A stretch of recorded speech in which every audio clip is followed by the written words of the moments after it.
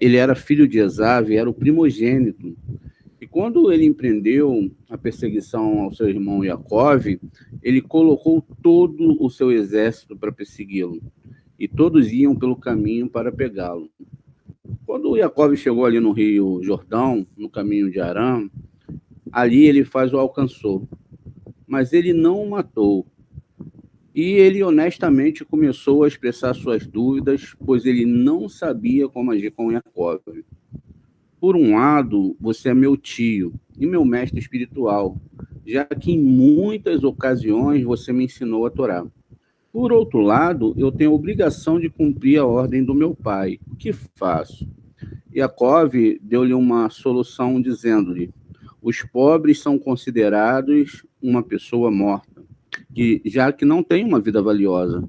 Tire tudo o que eu tenho e me transforme em um homem pobre. Desta maneira, você vai cumprir a ordem do seu pai. Elifaz aceitou e não matou Jacove. Esse mérito que Elifaz o coloca em uma situação intermediária. Por um lado, ele não matou Jacove, porque ele sabia que ele tinha a verdade e a fé correta, e não o vandalismo que seu pai Esav tinha. Mas, por outro lado, ele não tinha força para abandonar Esav e se apegar a Jacove. Talvez por medo, talvez por interesse econômico, mas ao não matar Jacove, ele recebe o privilégio para voltar ao mundo e se estabelecer novamente na mesma situação. Esperamos que dessa vez ele vire as costas para o mal e se apegue ao bem. Assim era esperado dele. No livro de Shem Uneshamá, na página 448, o comentário que faz sobre o fim da vida de Elifaz, que ele estava reconhecendo a grandeza de Jacove, Itzarraque e seu Deus, como diz no Yakut Shemoni Becharlá. Elifaz disse a seu filho: um dia eu perguntei ao meu pai Esav, como você alcançou o mundo vindouro? E ele me respondeu: filho, apenas Abraham, Itzarraque, Jacove e seus descendentes, o povo de Israel, que são considerados o filho do primogênito de Deus, herdam em dobro este mundo e o Olam Rabá, que é o próximo mundo. E assim que você tiver parte de seu lucro, assim se você quiser ter parte nos seus lucros, vá cavar poços de água, faça caminhos e benefícios, então você irá conseguir algo lá no Olam Rabá. Por outro lado, ele faz chamado um dos 7 povos gentios que tinha a profecia divina, porque ele era um bom aluno de Itzarraque e Jacove Avinu. Tudo isso dá-lhe faz a possibilidade de reencarnar e pertencer ao povo de Israel. Tito foi o imperador que destruiu o segundo templo, segundo a história, retornando para Roma banhado em glória. Mas ele recebeu um banho de água fria quando soube que seu sobrinho, Onkelos, decidiu deixar a família real e ir a Israel para se converter. Tito imediatamente enviou vários emissários para trazer de volta seu sobrinho. Mas a tentativa de convencer Onkelos terminou com essas pessoas se convertendo. Foi o que aconteceu com 3 grupos de emissários enviados por Tito. Isso está em Gitim 56b. A cada grupo que era enviado, eles perguntavam por que ele tinha feito aquilo, ele explicava, mostrava a Torá, e o grupo se convertia. E assim foi por 3 vezes. Diz o Aramami Pano, no Gigulê Neshamot 12, que Tito continha a parte negativa da alma de Esav. E com maldade se vingou de Jacove, destruindo o templo e o povo de Israel. E seu sobrinho Onkelos é a reencarnação de Elifaz, que era filho de Esav, e que desta vez repara perfeitamente. Ele abandona as riquezas, o poder e o conforto para poder fazer parte da verdade, que é na cidade de Jacove, onde os Bnei Israel moram. Onkelos teve a sua recompensa e tornou-se o grande tradutor aramaico da Torá, que até hoje em dia a Halahá exige que todo homem judeu, na véspera do Shabat, leia a Parashá 2 vezes em hebraico e também em aramaico, da versão escrita por Onkelos. A razão disso é porque os 3 patriarcas simbolizam as 3 colunas do mundo e do Shalosh Regalim. As 3 principais festas do ano, Abraham Avinu é a coluna de bondade e a festividade de Sukkot. Itzhak representa a coluna da oração e é a festa de Pessa. Yaakov é o pilar da Torá e o festival de Shavuot. Visto que ele não matou Yaakov, ele salvou a coluna da Torá. Com ele, ele teve a honra de ser o principal tradutor, dessa vez e nessa reencarnação.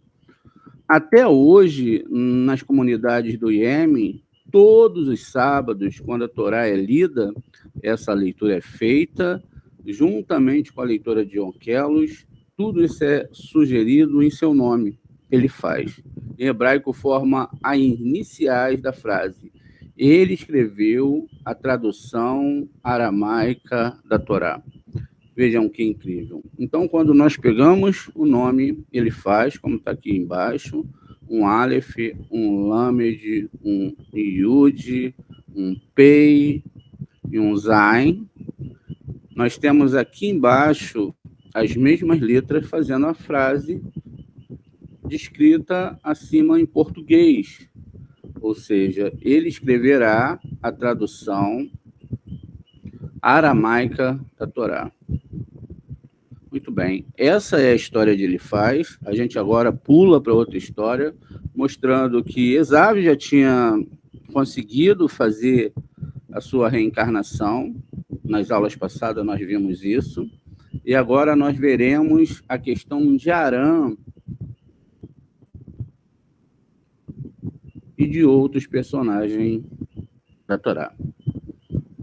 A reencarnação de Arã e o rei Ezequiarro, que é o rei Ezequias. Até agora vimos o ambiente de Adão, Harishon, os patriarcas, como eles voltaram. Vamos ver Moshe Rabbeinu a seguir e sua família, assim como os personagens perto dele. Vamos começar com o pai de Moshe, Arã, que era o líder do povo de Israel durante o período da escravidão, lá no Egito. Ele era uma pessoa muito marcante, a tal ponto que o Midrash diz que no versículo 7:28 de Correlete, do rei Salomão, que diz: de 1000 pessoas você encontrará apenas um que seja justo. Isso se refere a Arã. E a Guemará afirma que havia apenas 4 pessoas na história que não cometeram nenhum pecado, que iriam infligir sobre eles uma sentença de morte. Um deles era Arã, a quem a gente está falando lá de cima. Isso não significa que ele não tinha falha, que ele não havia falhado em nada. Especialmente quando essas almas sagradas, eles querem atingir um nível elevado, especialmente quando essas almas sagradas querem atingir níveis elevados, eles devem ser o mais puro e limpo possível.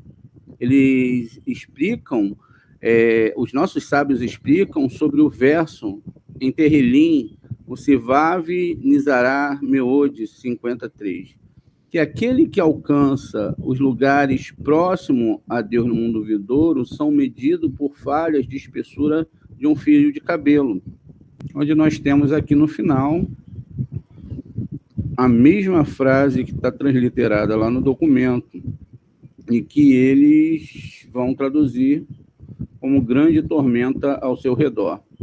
Na verdade, a tradução aqui é totalmente diferente, né? Como diz aqui, o defeito. Ou seja, são medidos por falha da espessura de um fio de cabelo, ou seja, podem ter o menor defeito, eles não podem ter o menor defeito. Isso está em Baba Kama 50A. A gente já discutiu várias vezes, explicamos o que é um tzadikim, os tzadikins, ou um tzadikim, e que eles têm os seus níveis entre um tzadikim perfeito, um tzadikim imperfeito. Sabemos também que existe um rachá perfeito, um malvado perfeito, e um malvado imperfeito. E sabemos que existe a maioria das pessoas do mundo que são os bionir, são as pessoas intermediárias. Elas não são nem tzadik, estão um pouco rachás, mas uma mistura de tudo isso, um pouquinho de cada um numa proporção não tão grande como existe num rachá ou num tzadik. Sob essa lupa, vamos examinar Arã e veremos que ele teve que consertar dois aspectos. O primeiro, aquele que a sua geração caiu na idolatria, e que ele falhou em salvar todos. Arã não podia ser acusado desse fato, já que ele estava sob o jugo de um império, ou seja, o Império Romano estava sobre ele. E o seu cargo, a sua posição ali era de um oficial. No entanto, permanece uma pergunta aqui para a gente se fazer. Se ele tivesse sido um líder absoluto em um país livre, haveria salvo todos da idolatria? Existia essa questão dentro dele? E a segunda pergunta é, quando Araão viu que os egípcios mataram os meninos recém-nascidos, decidiu se divorciar e ordenou que todos se divorciassem para todos evitarem de trazer novos filhos ao mundo. Depois de 2 ou 3 anos, veio a ele a sua filha Miriam, que era uma profetisa, e disse a ele: o teu decreto é pior do que o do faraó, já que evita de trazer crianças, e não entra nem meninos nem meninas aqui no povo de Israel. Arã recebeu a reprovação de sua filha e decidiu se casar novamente com a sua esposa. E eles então tiveram Moshe. Se a profetisa Miriam não tivesse falado com ele e ele tivesse a ouvido, então Moshe não viria. E com isso, eles deram um exemplo para todo o povo, para que os casais voltassem novamente, pois como ele era um líder, todos tinham separado juntamente com ele. E aí eles puderam trazer mais filhos, e com rezas, eles lutam contra o decreto, e a gente pode resumir essa tarefa de Arã em 2 fases. Ele tinha que salvar o povo da idolatria. Desde que ele se separou erroneamente, todos os casais também se separaram, ele teria que casar novamente nessa próxima reencarnação, e dar o exemplo do casamento e da procriação para que todos pudessem segui-lo. Quando a gente estava ali, no meio do primeiro tempo daquela era, os níveis de idolatria começaram a subir no povo de Israel. Até no século VIII, antes da Era Comum, atingiu as maiores alturas com o rei Acais, descendente do rei Davi, que fechou as sinagogas e casas de estudos, colocando assim a Torá em um lugar inacessível. Colocaram estátuas no templo sagrado, incitando o povo a cometer idolatria. Além disso, foram permitidas relações proibidas. Isso está no Sinédrio 103b. Em uma situação caótica, Deus decide enviar ao mundo de volta Arã para ser o líder do povo de Israel e verificar que ele tem a chance agora, nessa nova fase, nessa nova vida, de salvar todas as pessoas da idolatria e converter-nos cada um para An e Ram, ou seja, para cima e para baixo. Trouxe para baixo e para cima, né? E levou aquilo que era tão baixo, ele levou exatamente para um lado elevado, ou seja, Anharetz, que é um próprio trocadilho do nome dele, e ele transforma em alto e elevado, Hanvenindazá. Consequentemente, o rei Acais tinha um filho chamado Ezequiarro, que se tornou o rei no final do século VII e início do século VIII. Antes da era mudar, o curso da cidade de Israel e esmagar. Ele ajuda, então, a mudar todo o curso da cidade de Israel. Ele esmaga os ídolos do seu pai, elimina a idolatria entre o povo judeu. Ele incrementa o estudo da Torá a tal ponto que ele eliminou do exército de Israel todas as armas, todas as forças, todos os homens que confiavam em armas, e colocou todos eles sentados dentro de Estivot. Eles chegaram a um nível tal, no seu tempo, que as crianças foram especialistas em assuntos de Torá. O mais difícil, os mais profundos assuntos do Talmud, eles conheciam de cor. Além disso, o rei Ezequiarro ousou fazer coisas radicais. Por exemplo, a serpente de cobre que Moshe Rabbeinu fez durante uma das epidemias no deserto, e de quem olhasse para ela, ele a curava. Ele derreteu essa serpente, porque as pessoas faziam dessa serpente um ídolo de cura. É daí que vem o símbolo da serpente na medicina. Ninguém ousaria fazer isso, porque ninguém queria remover algo feito por Moshe. Essa serpente de bronze, toda essa questão não tão real dessa história é uma metáfora para o nosso ego.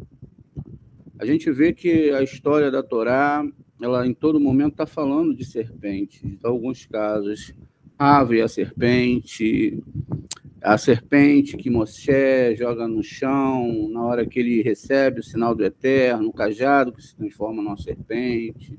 O caso entre Moshe e os magos, as serpentes se transformando, e a vara de Moshe, a serpente dele engolindo as outras serpentes.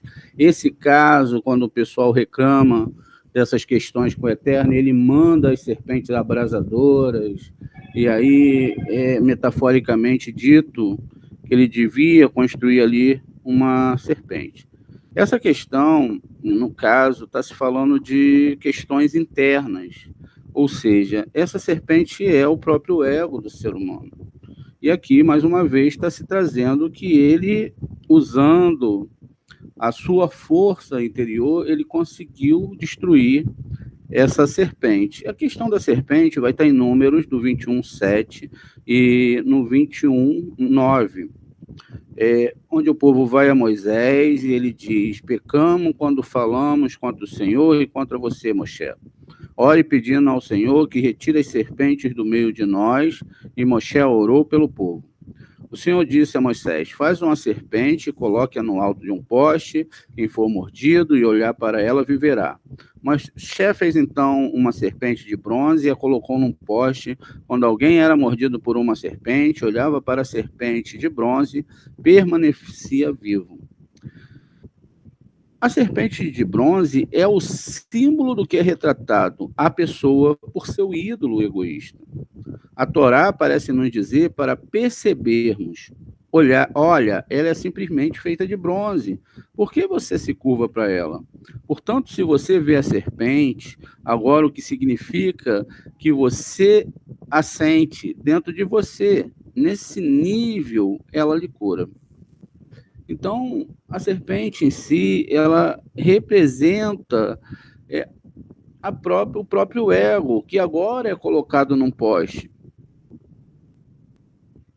Isso significa que ela é colocada num poste sobre uma forma da natureza inanimada. A serpente, ela é mantida somente graças ao poste, que simboliza a nossa fé verdadeira. A serpente, ela é basicamente uma força de movimento de uma pessoa, nós avançamos com ela, porque se o ego desaparece, permaneceríamos no nível 0. Então, é isso que está dizendo. Essa questão da serpente, ela tem que ser muito bem entendida, porque senão as pessoas literalizam. Ela é o ego e tem toda uma explicação profunda dentro da Torá para ela. Então, o rei Ezequiarro, ele vai ascender o poder, né, com 25 anos, dentro do povo de Israel, e ele vai se recusar a casar por medo de ter filhos. Os filhos que poderiam ter, pois sabia que traria ao mundo uma alma muito difícil. Já estava no masal dele, já estava no mapa astral dele.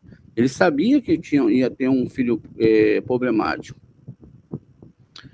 Com essa decisão de não casar, novo, jovem, deu um mau exemplo para muitos jovens, que dizia, se o rei não casa, nem eu casarei. E por isso que assim, em sua vida anterior com Miriam, quando Deus envia Miriam para falar com ele, que era pai de Miriam, que ele estava fazendo alguma coisa errada, agora Deus enviou a ele o profeta Ishaiah. Só para a gente fazer uma outra inferência aqui, que é importante, porque cada vez mais vai se conhecendo a Torá e avançando os seus níveis. O rei Acaz, descrito aqui, é o mesmo rei Acaz descrito aqui em Isaías 7, onde existe toda aquela questão da cidade estar cercada, onde se fala aquela questão do filho de uma jovem que não é uma virgem. Então, tudo está definido aqui. É esse próprio rei Acaz aqui que está falando, e o filho dele é o que está sendo falado. Muito bem, vamos voltar aqui só para a gente ter uma ideia de quem a gente está falando. E aí Deus enviou o profeta Ishaiah para falar com ele, que avisou que se não casasse, ele morreria imediatamente. Dessa forma, ele falou que não estava conseguindo reparar o rei Ezequiel, como no caso de Arã, ele não conseguia. Então, quando ele tem essa questão do Eterno, ele imediatamente deve ter rezado muito para vencer essa barreira, e ele falou com o profeta Ishaiah, eu tenho medo dessa alma dos meus filhos vir até mim e eu ter muitos problemas nas minhas próximas descendências.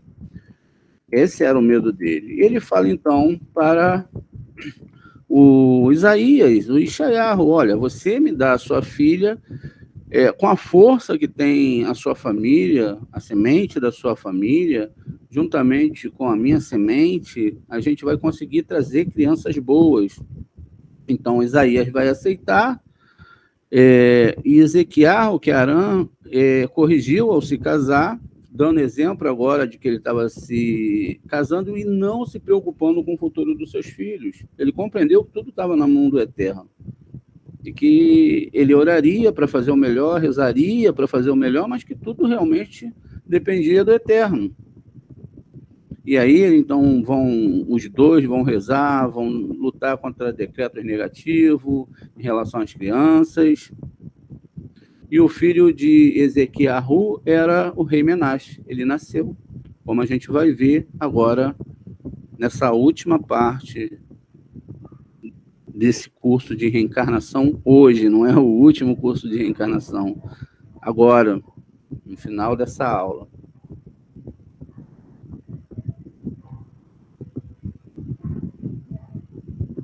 Minha e o rei Menaxe. A gente já falou algumas vezes sobre Mirra, citamos por alto a história de Mirra.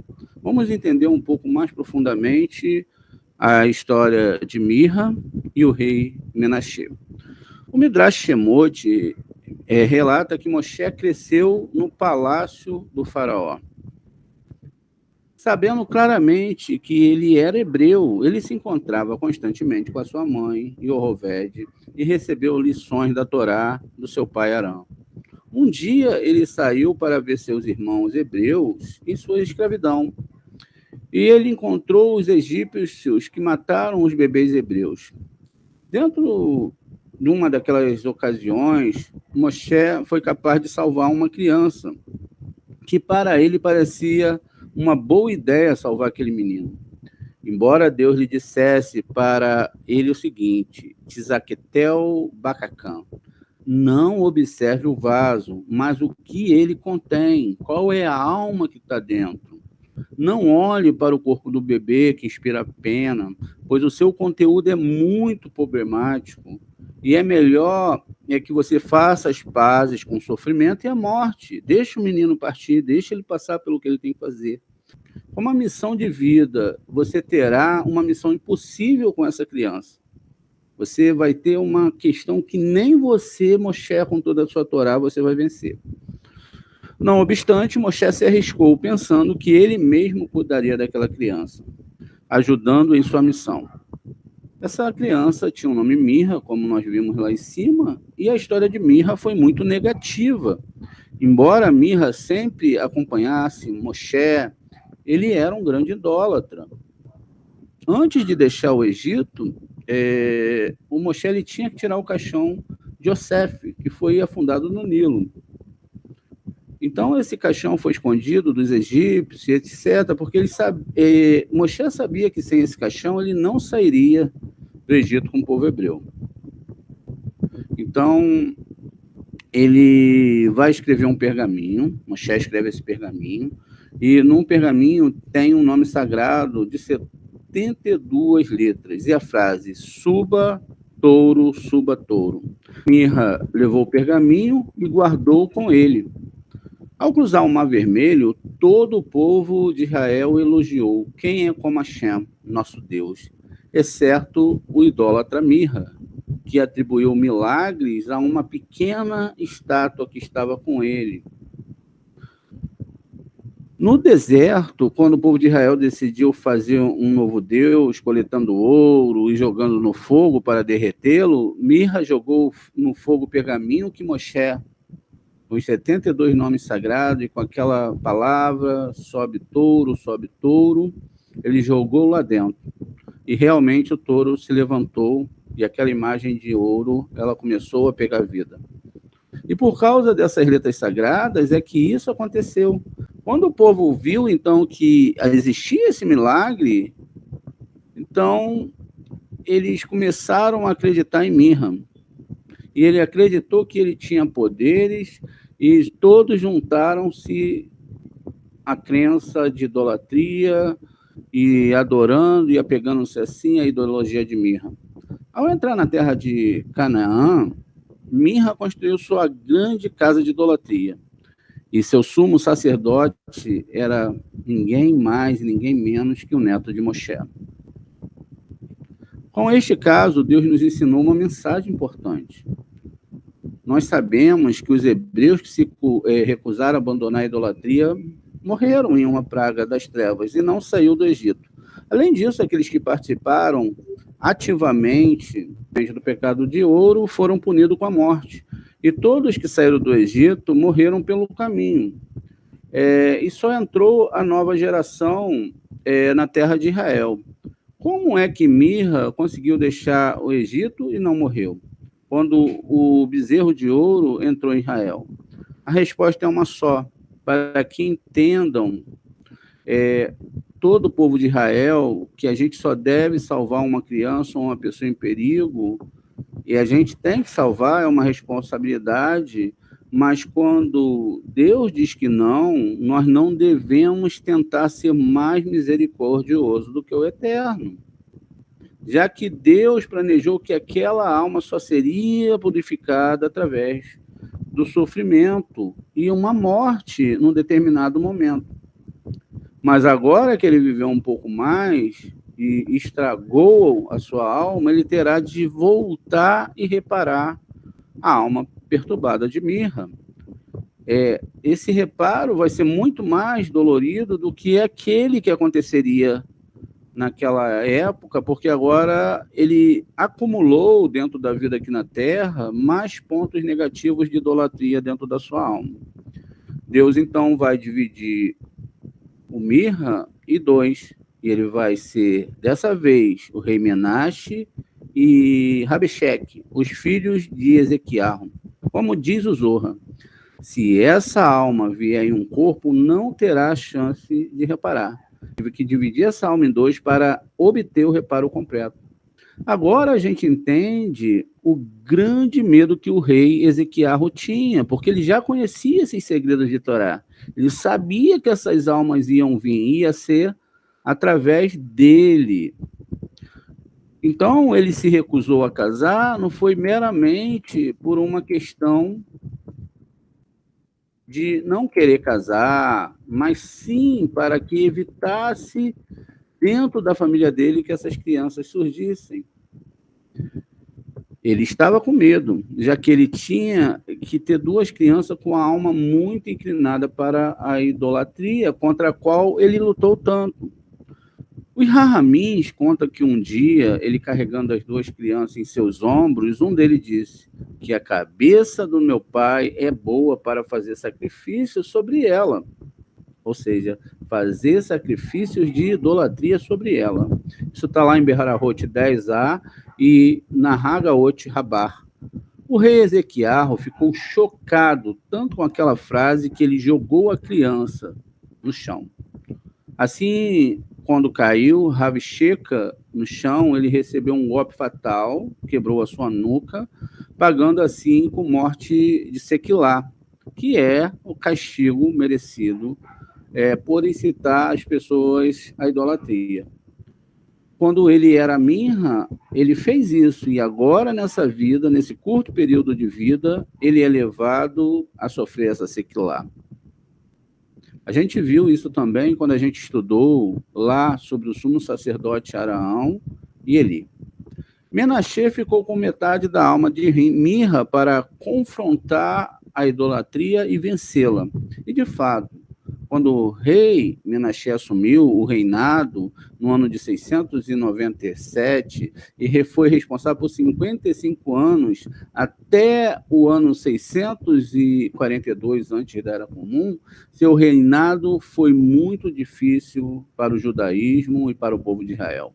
Uma vez que ele lançou a perder todo o trabalho de seu pai, o rei Ezequiel, devolvendo a idolatria e trazendo ela ainda mais dentro do povo de Israel, exatamente para o local santo no templo, que nem o seu avô Acais ousara fazer isso.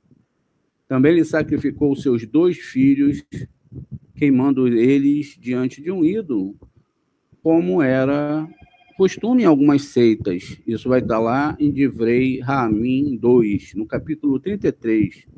Vamos dar uma olhada lá.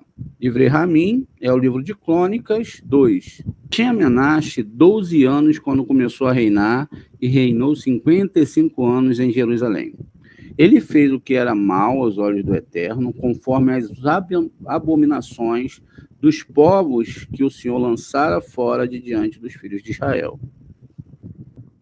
Pois tornou a edificar os altos que Ezequiel, seu pai, tinha derribado, levantou altares aos Baalins e fez acerotes e adorou a todo o exército do céu e o serviu. Também edificou altares na casa de Hashem, da qual o Senhor tinha dito, em Jerusalém estará o meu nome eternamente.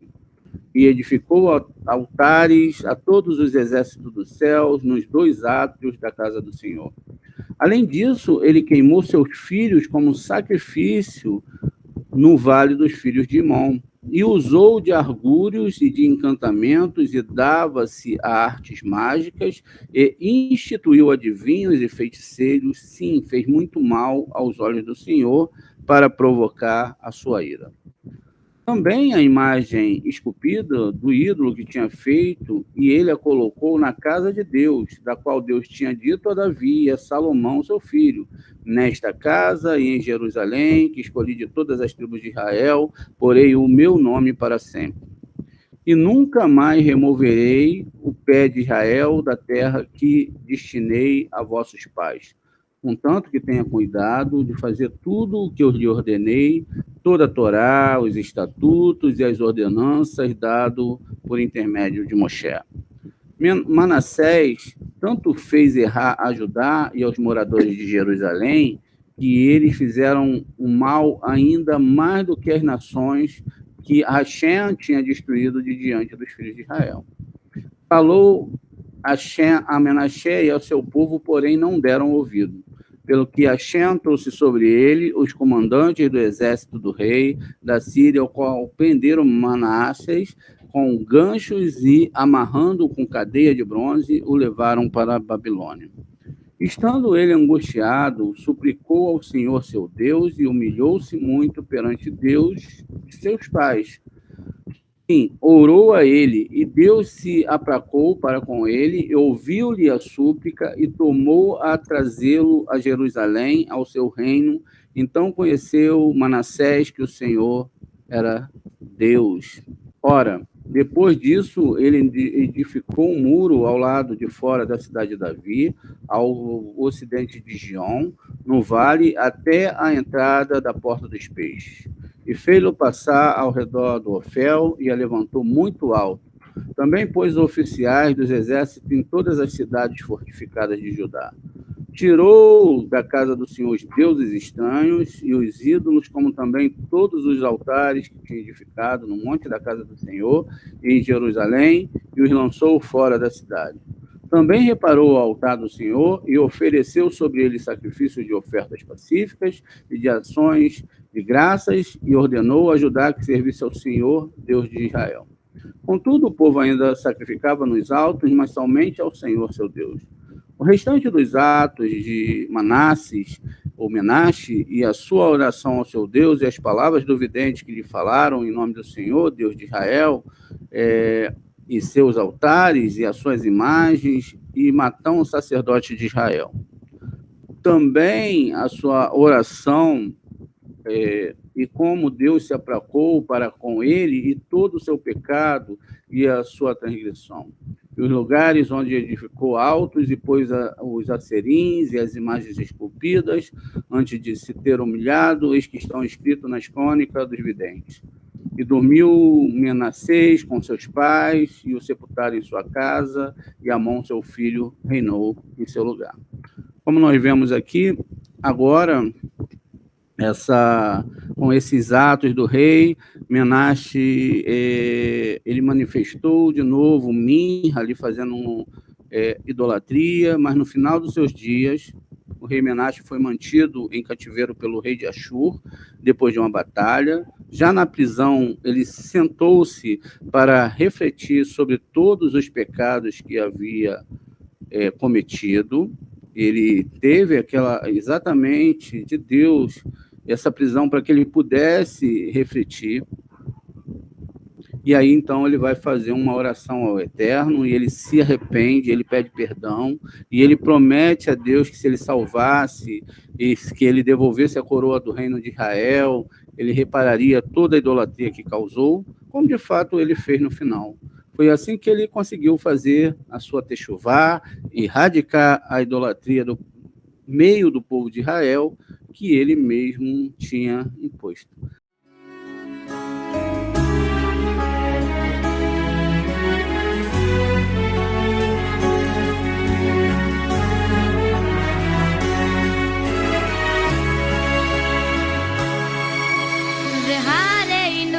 Ve'areinu